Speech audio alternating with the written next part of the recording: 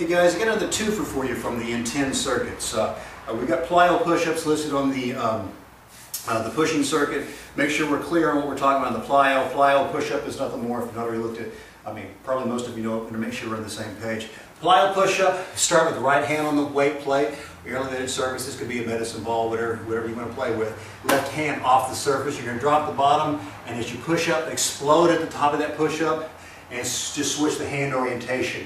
Each crossover is one, so you don't have to go right and left as one. We're just talking about 1, 2, 3, 4, and back and forth. You can find that we don't need to do a right and left count as one, because as you see where this is positioned in the push unit, these get to be impossible. I mean, this is coming right after some benches, and you get on this, it's just really tough to get off the bottom of it. But they make sure we're on the same page here. Explode up, over, up, over. What you do want to avoid, though, is there's a tendency when you get tired just to want to do a hand walk. Transfer. That's not a plyo anymore. You got to make sure that you are actually getting a little bit of air time as you move back and forth. And we mentioned this being a twofer.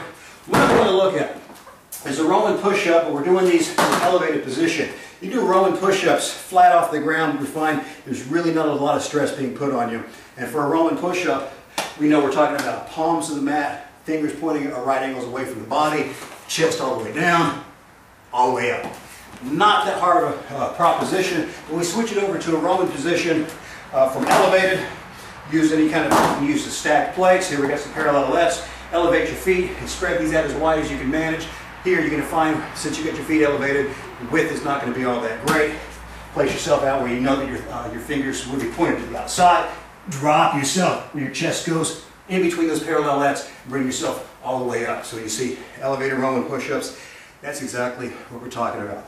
At the beginning of this, I said it was a twofer. I'm going to make it a threefer, because also what you're going to see listed in the push-pull group, you're going to see half-lever push-ups. What we're talking about with a half-lever push-up, same setup here. Feet elevated, using parallettes, except this time you're going to bring those handles in nice and tight to your body, as close as you can get, and also you're going to shift your hands as far back to your pockets as you can get, as if you're going for your guns.